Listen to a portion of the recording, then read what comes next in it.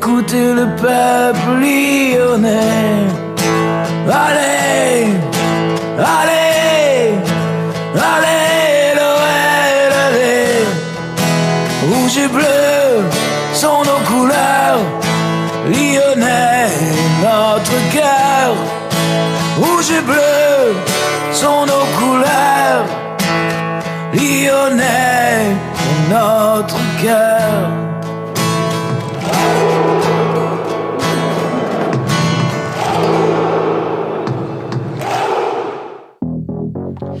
Bonjour à tous et bienvenue sur Couleur dans l'émission Couleur Foot. Nous sommes de retour pour une deuxième saison et cette fois-ci en direct chaque lundi de 20h à 21h. Vous pouvez nous retrouver en podcast vidéo sur YouTube ou en podcast audio sur toutes les plateformes de streaming. Et je souhaite bien le bonjour ou le bonsoir à mes chroniqueurs titulaires. Bonsoir. Bonsoir, c'est un plaisir de revenir pour la nouvelle saison en direct. Avec plein de nouvelles choses à dire, une nouvelle équipe, un nouvel entraîneur, donc on va pouvoir parler de tout ça. Voilà, j'espère que vous avez passé de bonnes vacances. Très bonne, très bonne. Très reposantes, j'espère que vous êtes vraiment prêts pour cette nouvelle saison. On est revenu en forme. Voilà, il va falloir s'accrocher parce que justement, changement de coach, changement d'équipe, on va avoir beaucoup de choses à dire, n'est-ce pas Valentin ? Ouais, bonsoir à tous, très content d'être là pour la nouvelle saison. On se retrouve avec, comme tu disais, avec un nouveau coach. Des vacances qui j'espère ont porté leurs fruits, donc on verra bien ce que portera la saison. Bah, c'est parfait tout ça. Alors je vais vous laisser donner votre Twitter quand même, comme ça les gens pourront vous suivre et suivre l'actualité. Parce que je pense que vous tweetez même après et pendant les matchs aussi, ça arrive. Pendant, avant, après. Voilà. Avant, après le Covid. C'est @valou6938 pour moi. Et moi c'est @Arthur Landais. Voilà, bah c'est parfait. Ce que je vous propose, c'est qu'on passe directement à la première rubrique, parce qu'on a beaucoup de choses à se dire ce soir. Et le premier sujet de cette émission, ça va être donc le choix du coach. J'espère que vous êtes prêts, c'est parti.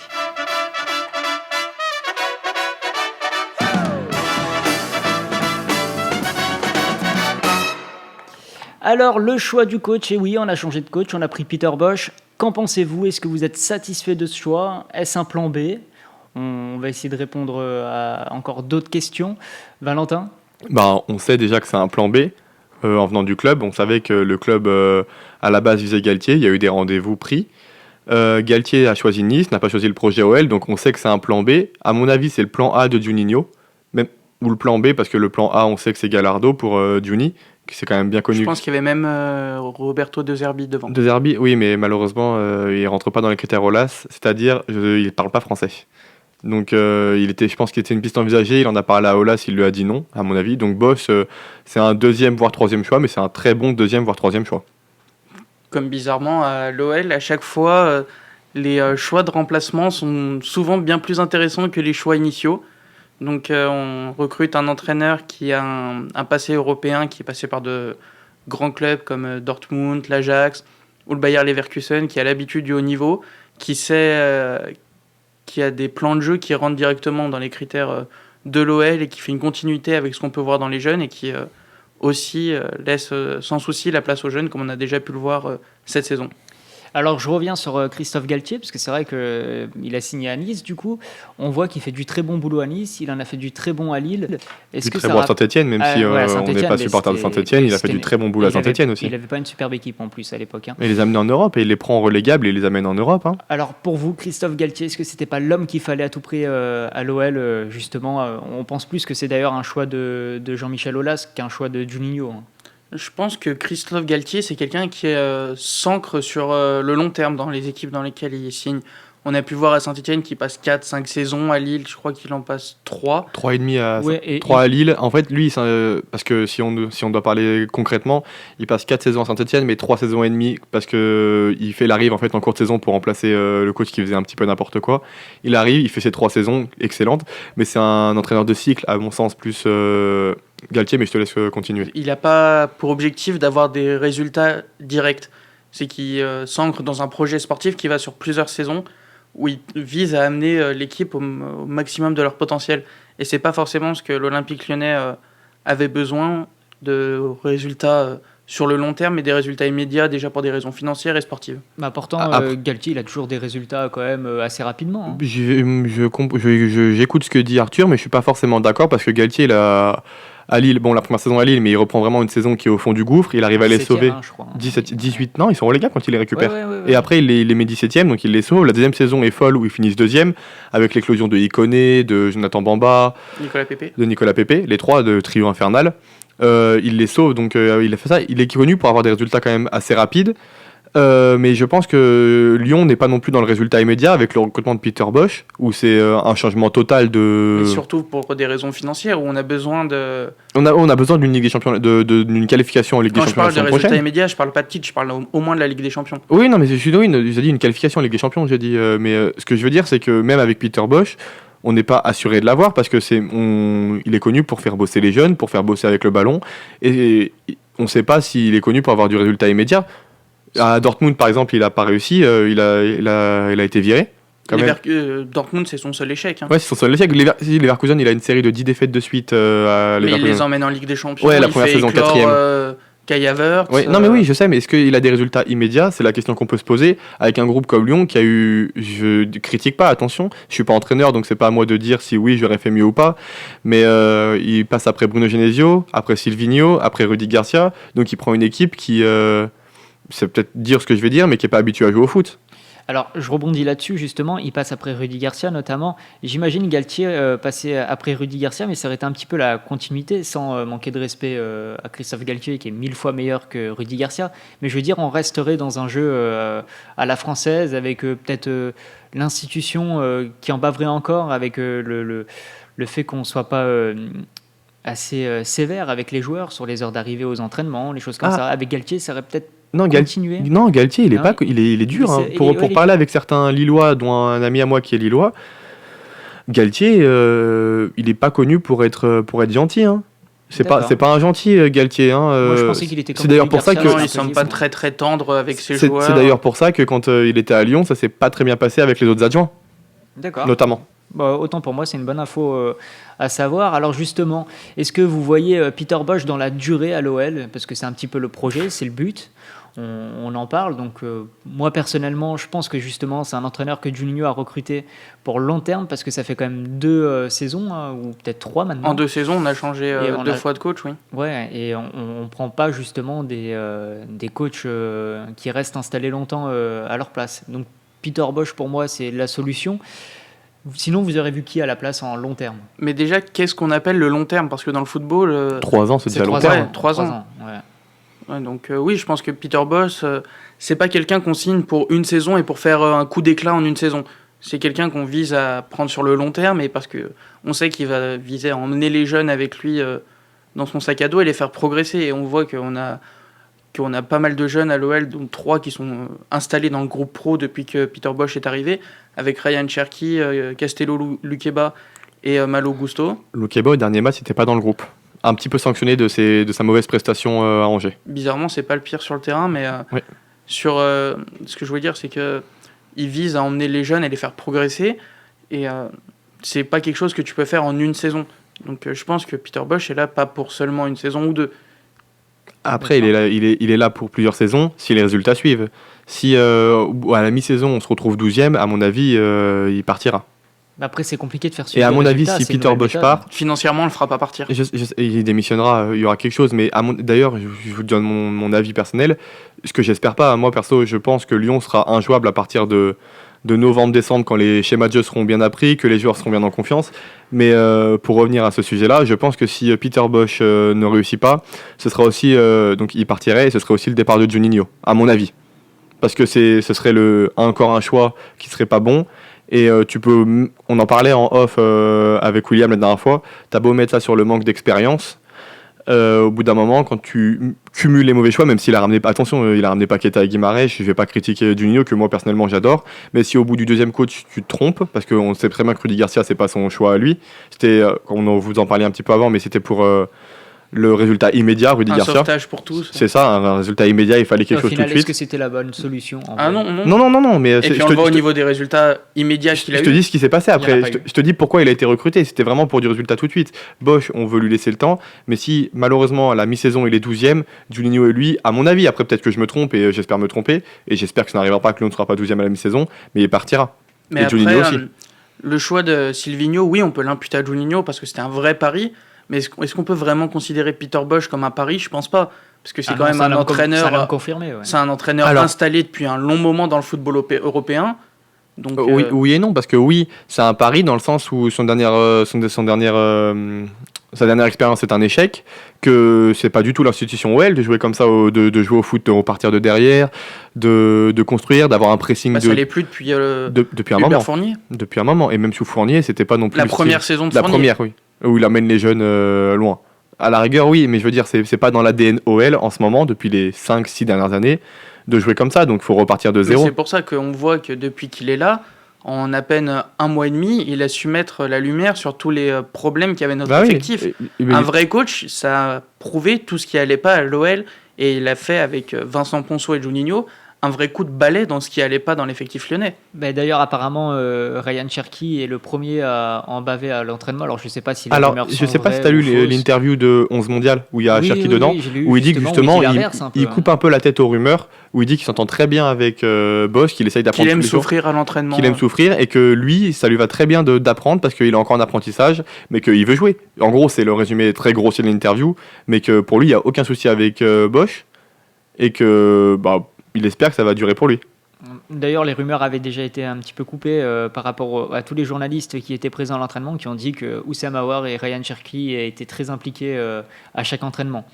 Donc après, ça a se poser des questions. Il n'y a jamais de fumée sans feu. Il y a peut-être eu des clashs, des petites tensions au début, justement. Le temps que les joueurs apprennent cette méthode, ce nouveau mode de fonctionnement, d'arriver peut-être un peu plus tôt à l'entraînement, d'être plus concentré, moins rigolé.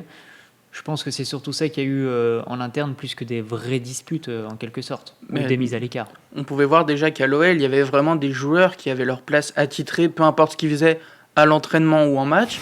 Et, tu parles de nos latéraux ?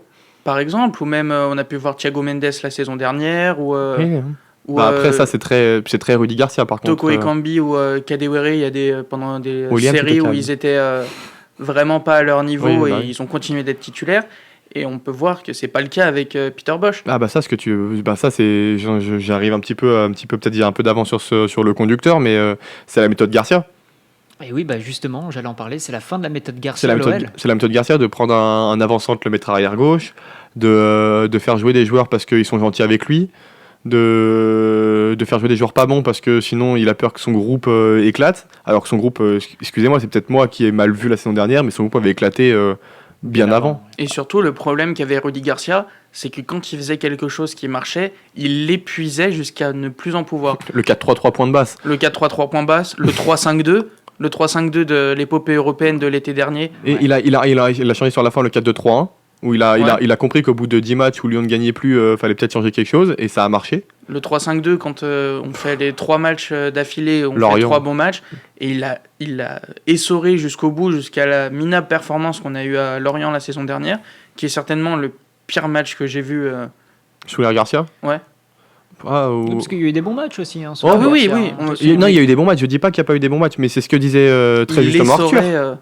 Ah oui. Quand il faisait quelque chose qui marchait, il l'utilisait. L'exemple même, c'est Kadewere et Guimarães, ou Guimarães qui était très bon pendant le Final 8, qui se retrouve blessé. Il pouvait même plus monter ses propres escaliers. Il pouvait pas sortir son chien, il pouvait rien faire. 90 minutes. Mais il était sous infiltration, il était plus bon. Donc on se dit, il le sort et il ne le dit pas, on l'apprend un an après. Sans réponse, oui, on l'a appris cet été. Non, un petit peu avant, quand on était dans les 8 derniers matchs, on l'apprend. Ouais. Et il dit que maintenant il est là pour aider Lyon à gagner le titre. Et bon, on connaît les résultats des 8 derniers matchs. Heureusement, et heureusement d'ailleurs. Oui, enfin, ouais. Ça s'arrête, ouais. C'est un peu compliqué. C'est compliqué, effectivement. Mais du coup, oui, regarde, on a vu avec Kadewere, pareil, qui était blessé, qui joue. Avec une pubalgie, je crois C'est qu'il ça. a joué 6 mois avec une pubalgie. Oussem Aouar, qui a les adducteurs en difficulté à peu près. Oui, il a pas 30. joué. Il a joué moins que les Non, mais autres. oui, quand mais même. regarde, il a Il a jamais forcé. vraiment laissé le Aouar temps se de reposer. revenir à Oui, par contre, à 100%. chaque fois qu'il revenait, il rechutait derrière. Parce qu'il Et jouait regarde, trop et tôt. encore, on a de la chance que Memphis soit très sérieux à l'entraînement parce que la surutilisation de Memphis, Mais l'exemple moins même, d'un an après les croisés, pour moi, c'est une faute professionnelle parce qu'on a de la chance que Memphis se remette bien. Parce que regarde, Rain Adelaide qui a voulu faire la même chose que Memphis, il s'est pété. Hein. Alors, ça arrive très souvent quand un genou est touché. Généralement, Tu quand t'appuies un peu plus sur l'autre. la personne Il a essayé de revient, on contrebalancer, s'appuie ouais. beaucoup plus sur l'autre Mais genou pour pas que mais ça l'exemple de lâche. Memphis, je sais pas comment Memphis s'en sort sans blessure. C'est vraiment Parce un que miracle. C'est une machine. Mais c'est la ça, c'est meilleure une boule de muscle exemple aussi, de hein. la surutilisation de ces joueurs par Rudy Garcia, c'était Moussa Dembélé dans la saison 2019-2020, où je crois qu'il enchaîne 14 matchs d'affilée sans sortir du terrain. Mais il en pouvait plus, le mec. Vraiment. Et puis après, il est plus bon, il fait bon, on va le prêter, alors il me sert plus à rien. Alors que même si je suis pas fan de Moussa Dembélé, je suis pas un grand fan, je pense que ça se Il sait a quand des on en a qualités parlé. indéniables. C'est un buffle sur le terrain et il déménage Moussa Dembélé, hein, attention. Il a une science du placement qui est très Et impressionnante. de très bons appels. Bon, après, devant le but, bon, ça va un peu mieux, mais il avait peur de marquer passer un temps, j'ai l'impression quand Mais même. il était manque dans de une crise de confiance, confiance, ouais. oui. Mais ce que Et je c'est pas trouve son passage à l'Atlético qui l'a le aidé. point le plus important du jeu de Moussa Dembélé, c'est sa science du placement, parce que j'ai l'impression qu'à chaque fois qu'on fait une frappe et qu'elle est arrêtée par le gardien et qu'elle revient en jeu, Il est là. à chaque fois il est là. Bah, c'est 2 buts sur 3 cette saison. Il a mis 3 buts Moussa Dembélé, c'est 2 buts comme ça. Il y a Un le- contre Clermont et celui contre Nantes. Et Alors, d'ailleurs, sur celui contre Clermont, failli être hors jeu, mais pas du tout. Et très beau but, très belle action collective et très bon match pendant 90 minutes de On y l'OL. reviendra au 85. on va y 82, on va y prend le revenir 3-2. plus tard. On va clore le sujet du coach et on va passer au deuxième sujet de ce soir. Ça sera justement ça va être la gestion de nos 3 décideurs.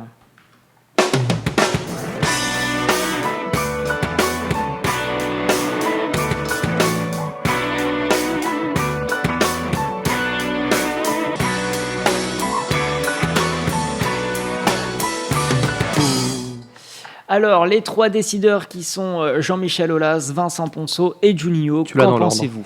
Tu l'as dans l'ordre. Bien sûr. Non, tu l'as dans l'ordre, Oui, c'est-à-dire je vois de... la tête. quoi tu C'est-à-dire que Olas décide, Ponceau confirme et Juninho. J'ai l'impression qu'en fait, Ponceau paye. Ponceau paye. Non, c'est plus. Bah non, il négocie, Ponceau négocie. Mais Ponceau en fait, j'ai négocie. l'impression que Juninho n'a pas il a le poste de directeur sportif et pourtant dans le club, il n'a pas le rôle de directeur sportif. C'est-à-dire qu'il a la fonction, mais il n'a pas le rôle. Je m'explique. On en parlait tout à l'heure avec le choix du coach. Lui, il a toujours dit je veux un coach qui joue au ballon et son choix numéro 1, c'était Gallardo ou De Zerbi. On lui a dit il parle pas français, dehors. À peu près, hein, c'est très vite résumé. Gallardo, il était pris. Aulas était d'accord et Ponceau Oui, aussi, mais il Gallardo, était c'est pris. parce qu'il a joué. Il avait parle un un peu français contrat. parce qu'il a joué à Monaco. Voilà. Mais De Zerbi, je comprends pas comment Lyon n'a pas pu se positionner dessus, vu le coach incroyable que c'est. Mais bref, c'est un Et autre qu'on a débat. pris un coach qui est sensiblement dans le même. Oui, mais De Zerbi, c'est vraiment. Je sais pas si vous regardez les matchs en Italie de Sassuolo. Ouais, j'ai regardé. Si vous regardez, et même les matchs du Shakhtar, mais. Bon. Après, en Ligue des Champions, c'était pas fameux. Oui, hein. mais parce que Niko Kovac est aussi un très bon technicien et il a mangé De Zerbi sur ce match. Mais c'était aussi la première grande expérience européenne de De Zerbi, donc ça peut s'expliquer. Mais ce que je souhaite dire, c'est que Juninho, par exemple, Toko Ekambi, c'est très simple, Rudy Garcia, on lui a pas demandé son avis, on lui a posé son fait accompli, c'est-à-dire c'est Gourvenec ou Rudy Garcia. Bon, bah, il a choisi. C'est-à-dire qu'on te souhaite. C'est simple comme choix. Hein. Lille d'ailleurs n'a pas eu le choix de Gourvenec, c'est-à-dire qu'ils ont essayé plein de monde et personne n'a dit oui. Il y a Et que ils n'avaient pas beaucoup de moyens financiers. Ranieri a refusé, De Zerbi a refusé, ils ont proposé De Zerbi, bref, et c'était pas le choix. Ensuite, Toko Ekambi, lui, il était contre et il est parti, il est resté, alors qu'il ne le voulait pas. Il ne s'impose pas, je pense, en tant qu'il n'est pas assez écouté et pas assez imposé à Lyon. Je ne sais pas ce que vous en pensez, mais il y a pas mal d'exemples et même de ce qu'on entend comme bruit en interne que Juninho, c'est le 3e décideur. Mais je pense que c'était le cas avec Rudy Garcia parce que on sait que les relations entre les deux étaient vraiment Froide. pas au beau fixe et que je pense qu'il s'était vu qu'on sait que c'est quelqu'un qui vraiment sur l'affectif Juninho qui s'était vraiment recroquevillé sur lui-même pendant la période Rudy Garcia en attendant que l'orage passe. Et j'ai l'impression que maintenant avec Peter Bosz, ils parlent le même football et ils ont la même sensibilité de ce sport. Donc je pense qu'ils travaillent vraiment ensemble en coordination et qu'ils ont pour objectif de pousser le club au maximum et qu'après ils font avec ce que Vincent Ponceau leur permet financièrement. C'est ça, parce que c'est 3e et 4e décideur. Je sais pas si c'est exactement ça dans la hiérarchie, mais normalement le rôle d'un directeur sportif, après c'est peut-être moi qui idéalise ce rôle de DS, mais le rôle d'un directeur sportif, il est censé être, c'est lui qui choisit le sportif, et ensuite on lui dit peut-être financièrement on peut pas, voit quelque chose d'autre, mais c'est lui qui est censé proposer l'idée en première, Mais je pense et pas que- Vincent Ponceau qui lui dit bon bah lui tu pourrais peut-être t'y intéresser parce qu'il coûte pas trop cher. Je pense pas que ça soit le cas. Je pense que Juninho doit amener une pléthore de joueurs tous les jours à proposer à Vincent Ponceau. Et c'est là que j'ai peut-être des petits soucis avec Juninho, c'est que bon déjà il est très branché firme brésilienne. Ça, c'est Déjà, vraiment ce qui dans me un premier dérange temps, avec Juninho. Willian, par exemple, qui a été sorti le dernier jour du mercato, je ne comprends pas ce choix parce qu'il a été en échec sur ses dernières saisons à Chelsea, il est en échec à Arsenal, et je vois pas pourquoi il se serait relancé à Lyon, mais bref. Et Juninho, ce qu'il a besoin, parce qu'il a beau avoir des idées, c'est une cellule de recrutement. Oui, c'est surtout Parce ça que le Bruno souci. Chéroux, qui a passé 2 ans aux Maldives, bravo, super Bruno, Je super. crois qu'il Il s'occupait est aux des États-Unis ventes des maintenant. joueurs. Je crois qu'il s'occupait de la firme. Maintenant, non, maintenant, il s'occupe de la FI, des filles maintenant, il s'occupe de la firme des filles, et il est très énervé contre Juninho parce qu'en gros, c'est de ce qu'on entend et des bruits de couloir, mais Romain Molina, d'ailleurs, pour citer la source, qui dit que Juninho l'a mis dehors. Et donc, Lyon a besoin d'une vraie cellule de recrutement parce que c'est pas possible que ton coach, ce soit son coach qui te ramène des joueurs. Normalement, le coach a des idées, et il te ramène des possibilités, mais il faut aussi, à mon sens, que ta cellule de recrutement fasse un vrai boulot de recrutement et te propose pas Willian. Excusez-moi. Alors, on va revenir sur la hiérarchie qui se passe à l'Olympique Lyonnais. Donc Jean-Michel Aulas, président, Vincent Ponceau, directeur du football, et Juninho, directeur sportif. C'est clairement annoncé, c'est Ponceau qui est au-dessus de Juninho à présent. qui valide ce que Juninho propose. Voilà. Et après, il l'amène à J'ai- Jean-Michel Aulas. J'ai quand même vachement l'impression que c'est l'inverse. Excusez-moi, je le redis, mais j'ai quand même l'impression que Ponceau propose, il dit ok ça te va, et Juninho il a un choix, il dit ouais bah je préfère celui-là. En gros, hein, c'est comme ça que je le vois personnellement. Non, moi je vois plus comme Ponceau qui arrive dans les négociations après que Juninho ait trouvé des joueurs Je pense que avec la, Juninho cellule, la petite cellule de recrutement. regarde qu'on a. les différents Bah, types c'est de le joueurs. studio. Regarde différents types de joueurs. Il les propose à Peter Bosch pour voir s'il leur convient. Il les propose à Vincent Ponceau pour voir si financièrement ça peut réussir. Après, il appelle les joueurs pour voir s'ils sont Pour les sonder. s'ils sont intéressés par le projet. Et après, c'est Vincent Ponceau qui s'occupe des négociations. Qui négocie très bien d'ailleurs. Oui, d'ailleurs, on a bah fait un Et super mercato. Un peu trop niveau serré argent. peut-être parfois. Bah il fait avec ce qu'il a. Hein. C'est vrai que C'est ordinaire, il avait pour ce mercato il avait 3 tickets resto et un chèque vacances. C'est compliqué de mais c'est négocier. clair que financièrement, l'OL, tout est tombé sur le dos de l'Olympique Lyonnais la même saison. Le Covid, donc Avec plus de l'achat du stade, nouveau stade. plus de billetterie, les problèmes avec Mediapro, la non-qualification en Ligue des Champions. Je pense que l'OL avait prévu son mercato, avait déjà des noms, des ouais. pistes, en pensant qu'on allait avoir les moyens financiers de la Ligue des Champions. Et qu'on s'est retrouvé à devoir faire un mercato Avec les moyens financiers de l'Europa League. avec 3 clopinettes. Mais c'est le même débat qu'on avait eu je sais pas pour ceux qui suivent, mais le même débat qu'on avait eu en fin de saison dernière, où Arthur disait que en termes de sensation, tu préfères une épopée européenne en Europa League parce qu'on pouvait aller plus loin qu'une épopée en Ligue des Champions. en mais fermant le côté financier. c'est ça, en fermant le côté financier, mais là le côté financier à l'Olympique Lyonnais, surtout en crise Covid, il est plus que capital, crucial.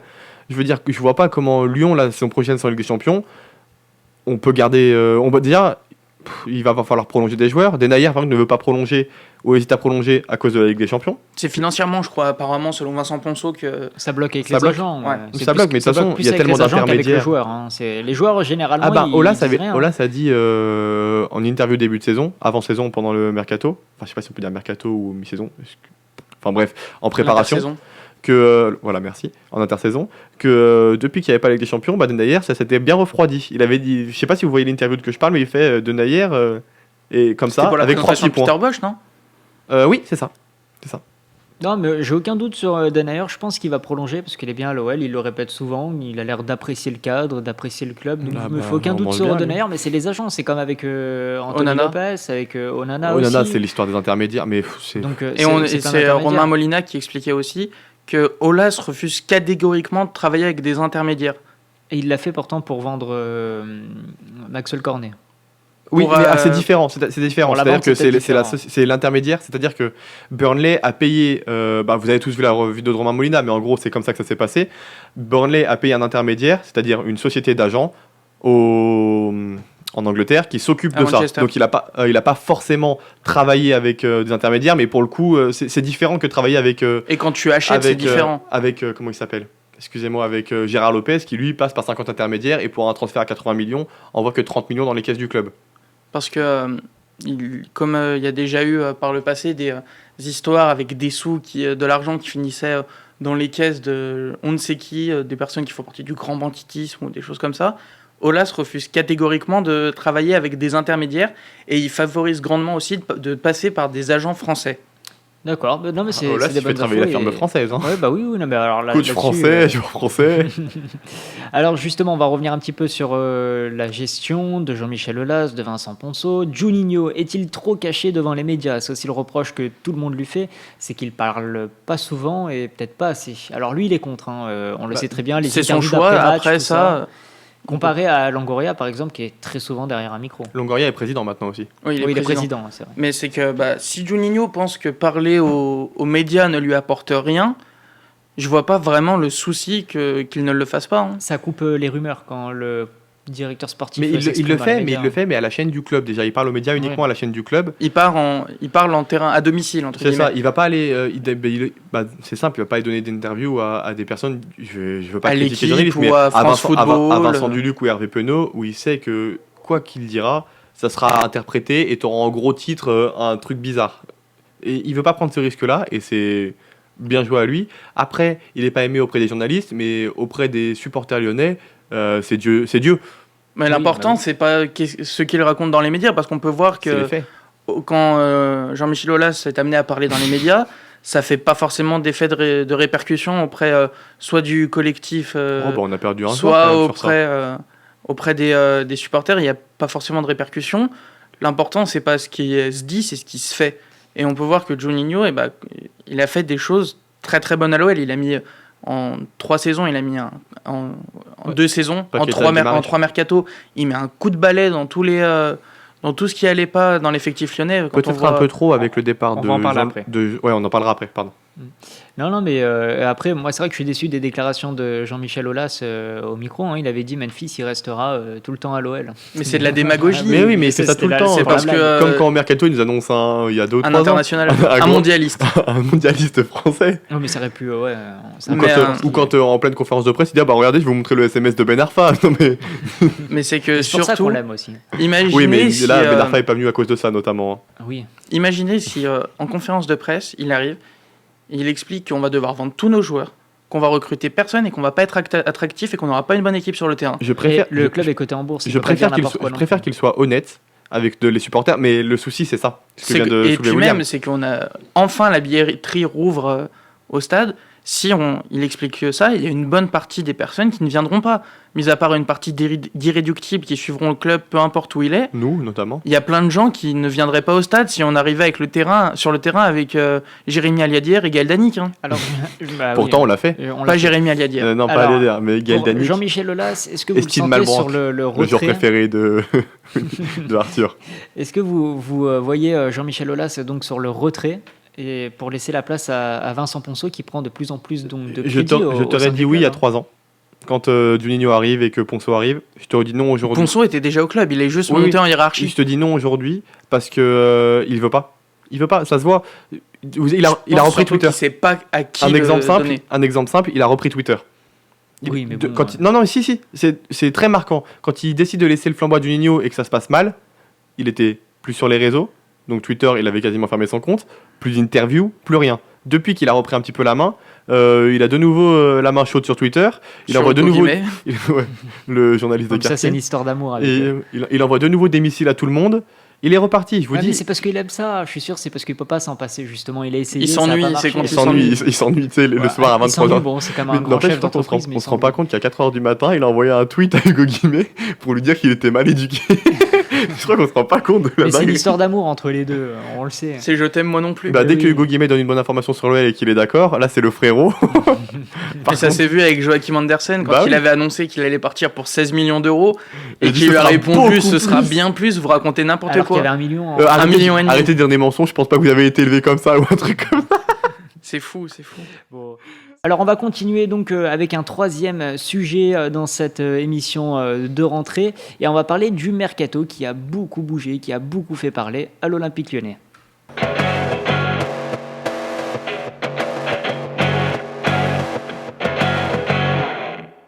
Alors le mercato, on va parler tout d'abord des départs. On commence avec Maxwell Cornet qui part à Burnley pour 17 millions, Joachim Andersen qui part pour 17,5 millions à Crystal Palace. Ça c'est d'ailleurs un bon coup. Beaucoup plus que les 16 millions annoncés par Gogi, mais... Oui. Jean Lucas, la surprise, qui est parti à Monaco pour seulement 11 millions d'euros. Bon, on dit seulement, mais 1 million d'euros déjà, c'est énorme pour nous. Vous savez ce que c'est 1 million d'euros, l'Armina? Belle référence. Je me suis dit, c'est sûr, il va la faire. Melvin Barr est donc parti pour 3 millions d'euros à Nice. Ça, c'était la deuxième mauvaise surprise. Yaya Soumaré qui part en prêt à Dijon, c'est plutôt une belle option. Avec option d'achat. Avec option d'achat. Non, il me semble pas. Non. C'est rare. C'est un prêt sec. Memphis Depay qui est donc parti libre à Barcelone. Ben Lamry qui est parti, on ne sait pas où, mais il est parti libre. En Qatar. Il n'a pas signé encore de contrat. Si, je crois. Moi, j'ai vu un truc. Il est retourné au Qatar. Ouais, c'est ça. D'accord. Il a fait sa carrière là-bas. On a Massia Desiglio qui est retourné en prêt à la Juventus, de retour de prêt donc dans son club à la Juventus. On a 5 Oskakar ou Oskasar qui est donc retourné en prêt en Turquie. Non, il est en Belgique. C'est en Belgique. Nous, on l'a acheté en Turquie et il a été prêté à Liévin. Voilà, autant pour moi, je mélange les infos. Et on a Youssouf Koné qui est donc parti en prêt à 3 sans option d'achat. C'est plutôt une bonne nouvelle quand même pour Youssouf Koné. Ah bah, étant donné qu'il est nul, oui. Faut pas le dire comme ça. On avait besoin de lui trouver une porte de sortie. On a essayé de trouver une vente possible. Et il n'y a que 3 qui s'est proposé en prêt. Et c'est un prêt en Ligue 1 dans une équipe qui joue au football. Donc si ça peut lui permettre de se remettre en forme et soit de revenir et de possiblement candidater à une place, de remplaçant, à une place à l'Olympique Lyonnais ou permettre d'augmenter sa valeur marchande. C'est toujours ça. C'est surtout la deuxième option parce que, excusez-moi, je manque pas de respect à Youssouf Koné qui est 1000 fois meilleur que moi, attention. Mais ce que je veux dire, c'est que Youssouf Koné, il a pas sa place à l'Olympique Lyonnais. Déjà à 3, il a du mal à avoir sa place. Je trouve à 3, il fait des bons matchs. C'est correct. Vous avez vu, c'est son niveau. De 2 prêts. Mais de près, il a été très mauvais à Elche et en Turquie. Après, pour sa défense, c'est pas facile de quitter un pays et en plus, t'es transféré de prêt en prêt. Non, mais attends, d'accord. Mais de Lille à Lyon, il a pas changé de pays, hein. Non, après, à Lille, il était déjà pas extraordinaire. C'était un joueur moyen. Et je me demande, là, on remercie Florian Maurice qui s'est dit tiens, je pense que Youssouf Koné, ça peut être aussi bien que Ferland Mendy. Alors non, on l'a pris, c'était pas dans l'espoir d'avoir un grand joueur. C'était pour avoir Thiago Mendes, parce que Lille voulait combiner la vente des deux. Donc on a fait la doublette pour 35 millions. C'est ça. Comme Bertrand Traoré et Kenny Tété. Mais Kenny Tété était pas mauvais. Il était pas bon non plus. Non, c'est un joueur. Voilà, c'est des joueurs moyens. Après, c'est un bon joueur de basketball. Non. Il a fait un très joli tag sur Neymar. Alors, il a vécu pendant 3 ans sur Stack. Ce seul bon match, c'est celui-là. C'est fou. Hein. Alors, on va parler encore une nouvelle fois de Maxwell Cornet qui part, mais ça s'est passé en Burnley, fin, voilà, c'est passé en fin de mercato. Alors, pour en revenir à tout ça, Maxwell Cornet est un bon joueur. On peut le dire, mais pas défenseur gauche. Je vais faire une petite ode à Maxwell Cornet que je pense que ça se sait ici, que c'est un joueur que j'ai toujours apprécié humainement. J'adore. Mais c'est clair qu'humainement, il n'y a rien à redire sur Maxwell Cornet. Par contre, footballistiquement, arrière-gauche, c'était plus possible. Le mec, il avait l'autoroute A7 à chaque fois dans son dos. Mais il n'était pas arrière-gauche. Il n'est pas arrière-gauche, il n'était pas ailier gauche, il n'était pas ailier droit. C'est un numéro 9, il n'a jamais joué numéro 9 à Lyon. Le vendre 17 millions en période Covid, c'est un miracle, c'est Noël avant l'heure. Et j'espère qu'à Burnley, il va tout exploser et prouver son potentiel, parce qu'il avait un vrai potentiel. Il a que 23 ans, attention. 24. 24. Le souci avec Maxwell Cornet, c'est que 200 matchs. C'est 250, c'est qu'il a joué 250 matchs à l'Olympique Lyonnais, mais c'est pas de sa faute. C'est pas lui qui écrivait lui-même son nom sur la feuille de match. Ça revient à un débat qu'on avait tout à l'heure sur Rudy Garcia et ses noms. Mais par exemple, pas que lui. Bruno Genesio, il avait aussi ce problème-là, mais c'est un problème bien français qu'on a quand même ici. C'est-à-dire que Bruno Genesio, il a fait jouer quand même beaucoup de fois des joueurs mauvais, des joueurs pas bons. C'est même lui qui a intronisé Léo Dubois. Oui, après. C'est pas lui qui l'a intronisé, il a été recruté par Florian Maurice. Oui, mais après, aussi entre guillemets la bonne nouvelle du départ de Maxwell Cornet, c'est que sinon ça aurait fait encore un joueur en plus qui serait parti à la CAN. Et quand on a déjà Slimani, Toko Ekambi, Kadewere qui y va... Est-ce que c'est des mauvaises nouvelles, les deux qui viennent d'annoncer? C'est qu'on se retrouve avec plus personne. Si imaginons, on a Dembélé qui se casse le coude en décembre. C'est déjà arrivé en plus. C'est pour ça que je vais répondre à ça. Vous avez vu ou pas l'interview de du coup Olas à la présentation qui prévoit déjà des nouvelles choses. À mon avis, en janvier, il y aura des mouvements. Un petit prêt de 6 mois d'un joueur, c'est ça. Comme ça. Alors, on va passer à un autre joueur qui a été vendu 17,5 millions à Crystal Palace, c'est Joachim Andersen. Alors là, ça a l'air d'être la bonne affaire. On a perdu de l'argent quand même. On en a perdu, mais on avait recruté 24 24 plus 6, je crois. C'était le joueur le plus cher du club. Alors, je suis pas sûr qu'on ait donné le bonus, Ça m'étonne. étant donné qu'on a loupé nos objectifs. Et puis je pense que aussi dans les bonus, il y a un nombre de matchs joués à l'Olympique Lyonnais. Si dans les bonus, il y a des matchs où il doit être bon, par exemple, c'est bon, on a Non, donné mais- 0 €. Non mais honnêtement, je pense pas qu'on ait donné vraiment 35 millions, 36 millions. Non, c'était 24 plus 6. 24 plus 6. 6, ouais, bah les 6, je suis pas sûr qu'on les ait donnés, mais en tout cas, bon, c'est une belle vente, 17,5 millions. Plus combien de bonus 4 2,5, je crois que ça monte à 20. Entre 2,5 et 4. Pas beaucoup, hein. Mais Oui, pas en tout cas, beaucoup, on mais perd c'est- de l'argent, mais On en gagne plus que ce Encore qu'on une fois, aurait eu. on s'en sort bien en période Covid, encore une fois. On limite les dégâts, et donc, bon, apparemment, j'ai pas suivi ses prestations, mais c'était pas si bon que ça à Crystal Palace non plus. Mais est-ce qu'on. Il a fait un très bon prêt apparemment à Fulham. Fulham, où il a même été candidat pour être joueur du mois en Première Ligue. Il a été capitaine là-bas, mais c'est que... Il était capitaine à la Oui, il fin. était capitaine. Oui, Mais de toute façon, je pense que Patrick Vieira, c'est lui le coach de Crystal Palace, le voulait pour pas grand-chose, et je pense qu'on l'aurait gardé si Vieira était resté, si Vieira, comme annoncé, était venu à Lyon, à mon avis. Hein. Parce que c'est vraiment une demande de Vieira, Andersen. Après, pour le coup, est-ce que Andersen a toujours été mauvais? Non. Moi, personnellement, j'ai un moment qui me revient, c'est sa tête contre Benfica. Mais j'avais Son grand l'impression, moment à Lyon. avec C'est un manque de confiance. Il a été Joachim plombé. Andersen, c'est qu'il faisait 85 minutes de bonne facture, et à chaque fois dans le match, Oui, il y avait un 5 minutes où il moment se perd. où il se La déconcentration. où il se déconnectait du match et il faisait une boulette. On l'a pris pour ses relances où il était un des meilleurs relanceurs de Serie A. Et vous vous rappelez de ses relances en Ligue 1? Mais C'était déjà, quelque chose, hein. il devait jouer, quand il était bon, c'était dans une défense à 3.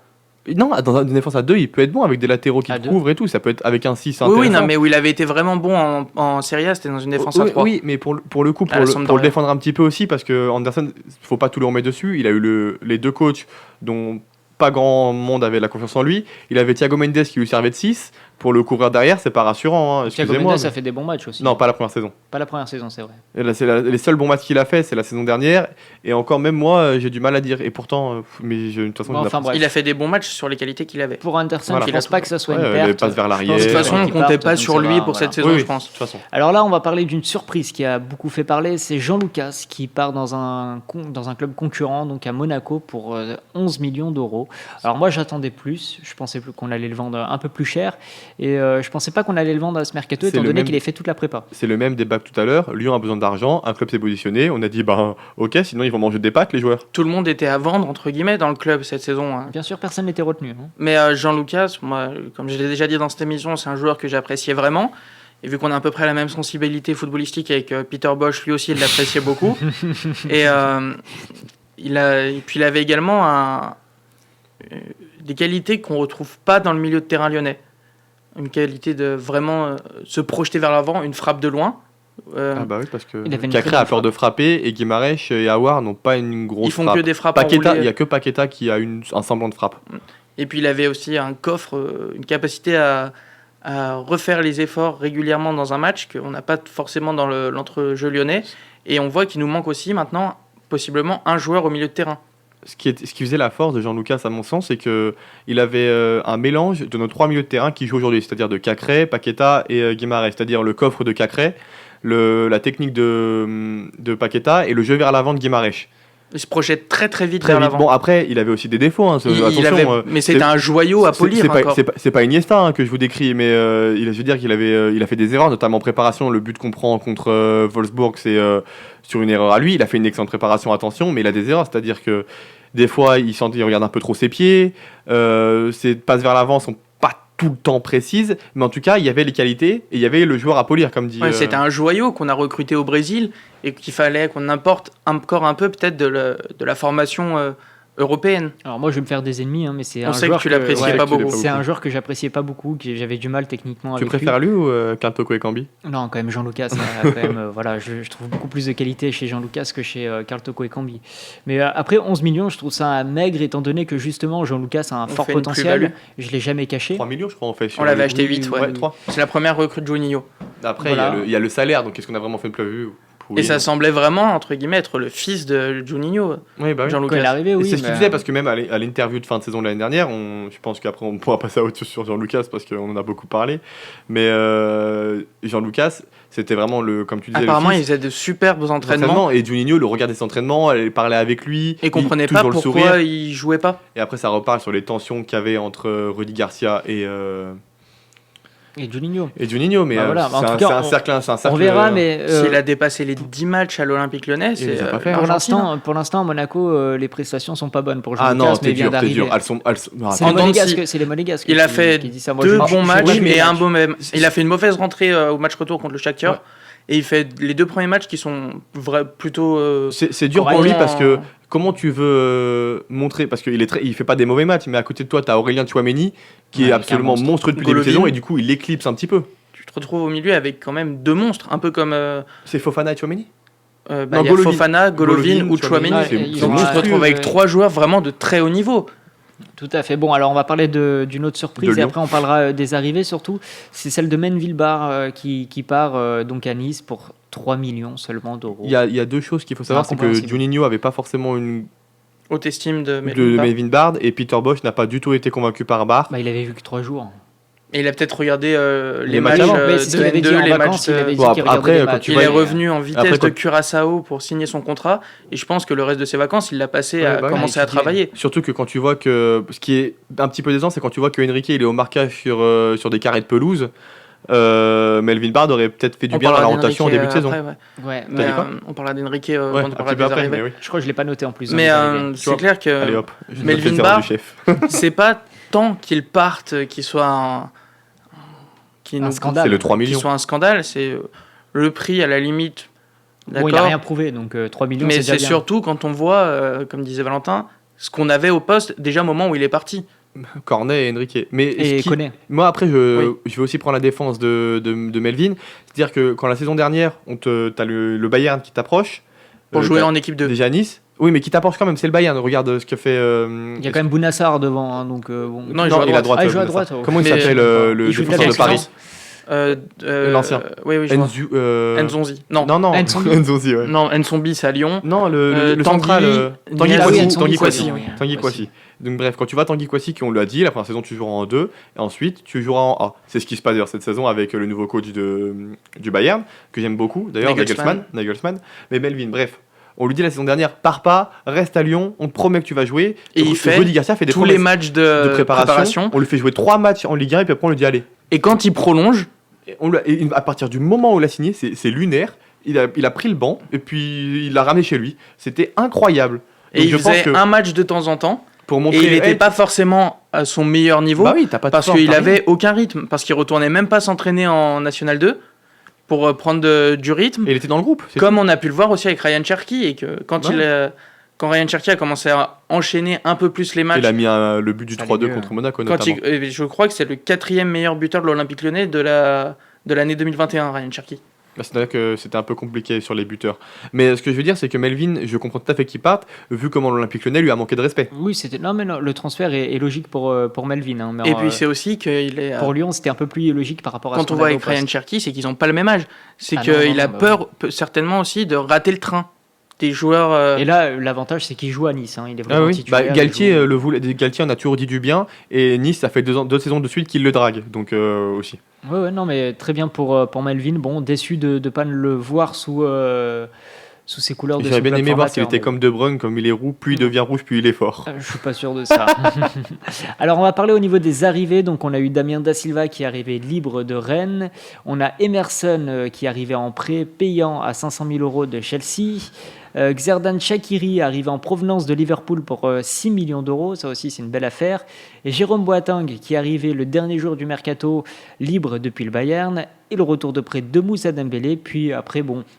On a Jeffren Abdelhaïd T'as oublié de parler de qui était de Enrique. retour. Et justement, oui, j'ai oublié de parler de Enrique. Voilà, bon, on attrape. On pêche Enrique de son club de Détroit, je crois, D2. brésilienne.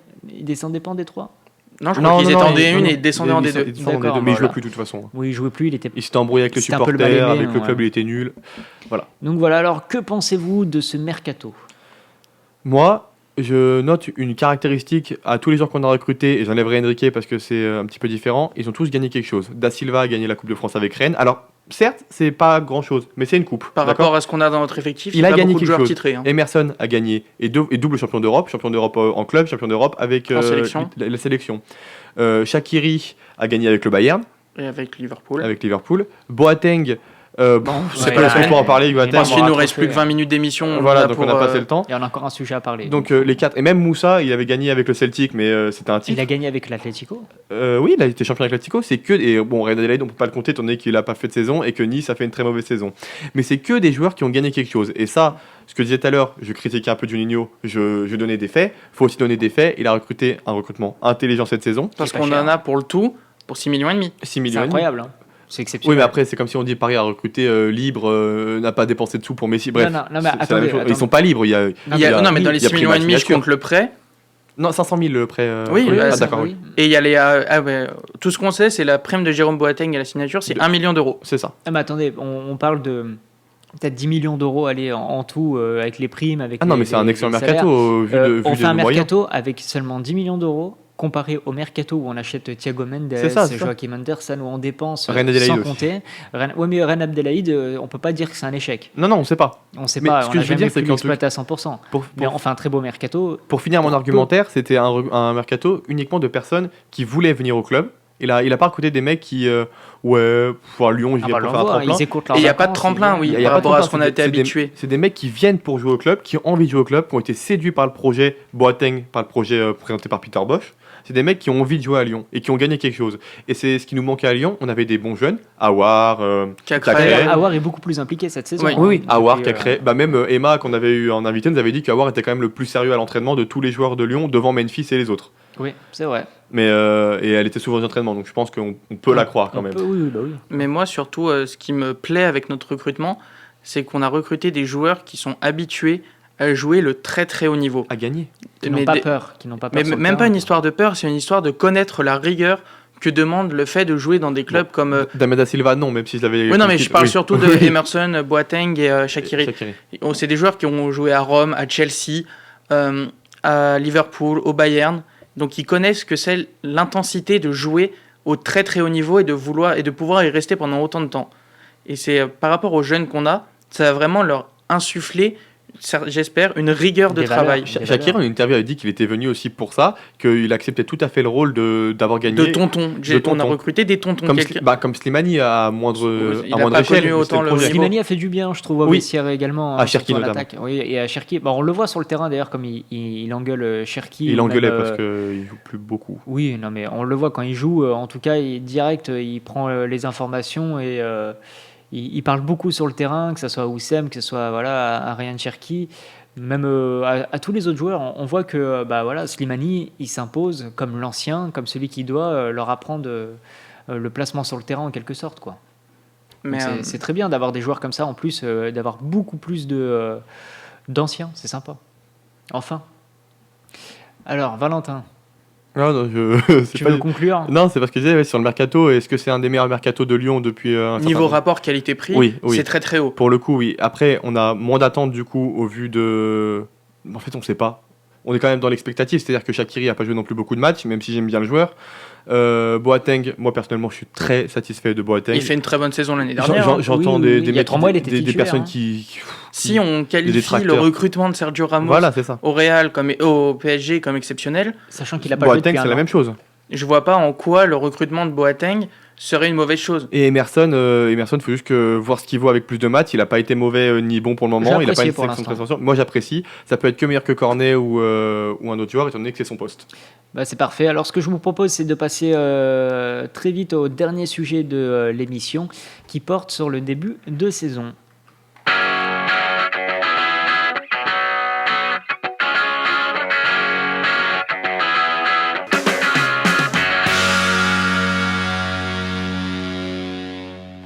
Alors on y va pour la fin de cette émission et parler donc de notre dernier sujet. On a un début de saison très moyen, faut le dire. Hein. Les premiers matchs de Peter Bosch sont donc difficiles malgré de belles séquences de jeu. Les Lyonnais peinent à s'imposer et à gagner leur match. Alors qu'en pensez-vous? Gérald Batic égale Pep Guardiola. C'est impressionnant le match qu'ils ont sorti. Mais après ils ont Contre Mohamed Ali Chaud qui est Mais c'est surtout un joueur que- d'une autre planète aussi. Tout est relatif, c'est que pour tous nos concurrents directs, ça n'a pas été simple le début de saison. Marseille, c'est compliqué. Lille, Lille. Bah oui, mais alors Lille. Rennes, c'est compliqué. Paris, il gagne, mais j'ai regardé les matchs. C'est pas toujours flamboyant. poussif, c'est Bah, poussif, j'ai vraiment. l'impression que. Alors pourtant, j'étais un des mecs qui était pour que Pochettino vienne à Paris. C'est encore pire que sous Tourelle et Emery. Enfin, après, c'est un débat qu'on aura peut-être dans une autre émission, mais Pochettino à Paris, c'est pas la folie. Ouais, non, mais... Titre l'équipe. Non, mais je suis d'accord avec toi, Pochettino, c'est très compliqué. On va revenir quand même à Peter Bosz. Donc voilà, on s'est pris une belle débâcle par le coach On Gérald s'est fait remettre nos idées en place. Ouais. Voilà, on arrivait peut-être un peu et trop on a tôt vu aussi, tout de suite un changement de comportement, notamment face à Clermont, avec un pressing. Les 5 premières minutes de Clermont, La première mi-temps.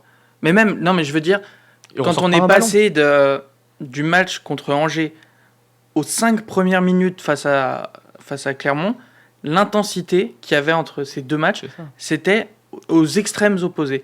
Aux antipodes. C'est-à-dire que Clermont ne ressortait pas un ballon. Alors que c'est une équipe qui joue vraiment très très bien au et football, pendant Clermont. 60-70 minutes, Clermont ne ressort pas un ballon. Après, on a fait de l'Olympique Lyonnais, c'est-à-dire on mène 3-1 et on fait caca culotte. C'est ce qui s'est C'est passé. la spécialité C'est lyonnaise. la spécialité mais- lyonnaise, c'est-à-dire qu'on est tranquille et on fait une erreur. Et après, je sais pas si vous avez vu, à 3 partout, quand ils reviennent, le manque de sérénité, même une passe normale, ils ne savaient plus la faire. Bah, c'est normal. Après, on a vu des Mais bonnes c'est choses. surtout Mentalement, que- mentalement, Et bizarrement- on cède, ouais. Et bizarrement, le moins bon match de la saison après Angers, parce que Angers c'est vraiment grave, on le gagne. Contre Nantes, où c'est vraiment un match. Je suis pas sûr, Brest, c'était très poussif aussi. hein. Ah, Angers, Nantes, c'est un mauvais match. hein. Non, c'est pas un mauvais match, Nantes. Non, il y a On eu fait une beaucoup de première bons- mi-temps, on est correct. très serein. Mais en fait, c'est que le souci en deuxième mi-temps, c'est qu'on a accepté de jouer leur jeu. Ils ont décidé d'emballer le match, de le rendre un peu fou en devenant de l'attaque-défense. Et on a accepté ça en jouant leur jeu. Et quand on avait des séquences où on avait le ballon, on n'a pas été capable de poser le pied sur le ballon et ralentir le rythme. Et après, on a été expulsé. On a Damien Da Silva Damien qui Da se fait Silva. expulser. Bêtement d'ailleurs. 2 fois la même faute. Annoncé par toi Ah, mais je le sais. demi-heure avant. Je le savais à la mi-temps, je savais que Damien Da Silva serait expulsé. Je savais pas que ça allait être 2 fois la même faute, 2 fois au même endroit, 2 fois sur le même joueur. Mais et à ce moment-là, on a su être serein dans notre défensivement, sans vraiment. Les moments où on a été bizarrement le plus inquiété, c'était pas quand on était C'est quand à Damien 10. Da Silva Bah, il quand ils ont était quand présent, ils aimaient ouais. les choses. Mais C'est- de toute façon, Alors, je vais revenir sur un point de ce changement d'attitude. Est-ce que ça ne serait pas dû aussi au fait que Marcelo a été non, expulsé du je club? pense que c'est beaucoup quand même, mais je pense qu'il y a une vraie discussion. Alors, Marcelo, certes, a quitté le club, il y a pas de... a quitté le club, Le groupe a quitté le groupe pro, il a s'entraîné avec la Nationale 2. où il a marqué Oui, d'ailleurs. mais ça peut faire réfléchir beaucoup de joueurs. Vous avez vu son visuel d'ailleurs Oui, c'était incroyable. pour le derby. Mais je pense que oui, les joueurs se sentent peut-être plus Plus en danger. en fait. indispensables, entre guillemets. C'est ça. Et d'ailleurs, Marcelo était. Bon, apparemment, Peter Bosz n'était pas convaincu. Bon, de toute façon, il est convaincu par personne. Mais il n'était pas convaincu par. S'il semble être convaincu par Paqueta. Par Paqueta. Oui, Ah bah mais en ça, même tout le temps, monde est convaincu le par but, Paqueta. Le but de Paqueta. Quelle Face à action. Clermont, ouais. Quelle action. Bon, j'avais peur qu'il se blesse sur son salto, mais ça va. Non, il est très souple, il est très souple. Ah bah ça va. Non mais voilà, et je parle de Marcelo C'est très qui adénoé, Marcelo donc qui passe en National 2. Je pense que ça fait réfléchir beaucoup de monde dans le Qui est vestiaire. remplacé par Boateng. Ouais, voilà, bah, Du ça, coup, c'est vraiment, on peut remercier on est très Batik, content. qui même Et loin de merci, Lyon. Marcelo, merci Marcelo. Merci Batik, qui d'avoir même loin de rigolé Lyon au discours. nous aide. Hein. Et justement, on en revient à ce discours de notre fameux capitaine Léo Dubois. Moi, je pense que ça, c'est vraiment la première erreur de Peter Bosz. Mais tout le monde me dit non.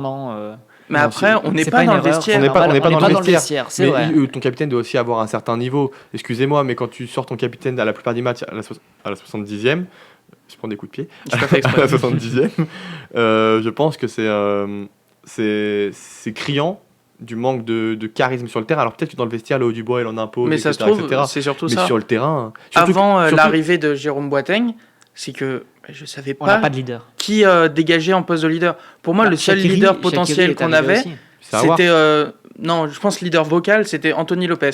Mais il est gardien. Ah, vous savez ce que je veux dire? Moi, un leader que j'essaye de faire très vite parce qu'on n'a plus beaucoup de temps, c'est Cacré. Parce que chaque fois que Lyon fait un mauvais match, qui est-ce qu'on envoie au charbon Ah, à la mi-temps? mais C'est c'était tout à la le temps mi-temps lui. contre qui on Angers. fait. Non, mais la saison dernière, on fait une mi-temps ignoble. Rennes, c'est lui tout le temps c'est lui. Et il l'envoie au carton. C'est lui à son jeune âge qui fait, j'essaie de faire vite parce qu'on a vraiment plus beaucoup de temps, à son jeune âge qui fait monter le bloc tout le temps, qui crie sur les autres. Cacré a pour moi plus l'âme d'un capitaine sur le terrain, après je sais pas dans le vestiaire, que Léo Dubois. Et que Wissam Aouar, parce que tout le monde, beaucoup Wissam de est gens timide. proposent, moi j'adore Non, Wissam il est Aouar, donc timide, je le veux Aouar. capitaine, juste pour l'image, parce que c'est le centre de formation aussi, mais ça me dérangerait pas d'avoir Cacré justement à sa Et place. d'ailleurs, ce qui C'est un leader technique. Si on peut Wissam dire Aouar. juste un petit mot sur Oussem Aouar, c'est qu'il revient, j'ai l'impression À son qu'il meilleur revient niveau. bon. à son Ah oui, meilleur bah niveau. oui, et Comme on régulier, l'a pas- régulier. C'est Ça, on qu'il l'avait enchaîne pas les vu, bonnes ça. performances dernièrement. Il revient à son meilleur niveau à mon sens, Oussem. Et deuxième point, Cacré, ce qui me dérange un peu plus avec Léo Dubois capitaine, c'est que quand Lyon fait un bon match, on envoie Léo Dubois. Quand Lyon fait un mauvais match, on envoie Cacré. Quand tu es capitaine, ton équipe fait un mauvais match, tu envoies ton capitaine. Mais pour et moi, c'est ce qu'on voyait maintenant, avec Aouar l'année dernière en début de saison, je finis sur ça. Aouar en début de saison, quand on était mauvais, on envoyait Aouar parce qu'Aouar il avait le courage de dire bah non, on est nul. C'est pas une excuse de oui, je pars pas. On est nul, on doit travailler. Et Aouar a même plus, à mon sens, de charisme et de leadership que Léo Dubois sur le terrain. Après, peut-être que dans le vestiaire, on ne sait pas. Alors, Arthur, vite, je pense juste que maintenant, à la fin du mercato, notre capitaine, ça devrait être Jérôme Boateng. Ou Shaqiri. Ou même Anthony Lopez, parce qu'Anthony Lopez... Mais après, je peux comprendre qu'on refuse d'avoir un gardien capitaine. C'est Roland Courbis qui voulait pas que son gardien soit capitaine, mais c'est celui qui en impose le plus et qui parle dans le vestiaire et qui parle sur le terrain. Lopez ne veut pas être capitaine. Il l'a été une fois, c'est le match où il fait sa boulette à il a dit qu'il était déconcentré quand il était capitaine. D'accord. Ça le sortait de son match. Mais Denayer capitaine, par exemple, je suis pas forcément contre, mais il a pas beaucoup de charisme non plus. Il a pas l'âme pour moi d'un capitaine. Denayer. Au contraire de Oussem Aouar, de Shaqiri, de Boateng, de Cacré, de Paqueta aussi. De Moussa Dembélé aussi. Et Moussa Dembélé aussi. Ouais. Voilà. Slimani, il n'est pas titulaire. Il n'est pas titulaire, mais dans l'attitude, ça m'aurait moins gêné. Alors, écoutez, merci à tous d'avoir suivi cette émission. C'était un plaisir de vous retrouver sur Couleur. Plaisir partagé. Un plaisir, oui. Et on se retrouve la semaine prochaine. À la même heure. Avec un match à débriefer. À la semaine prochaine. Tout à fait. Au revoir.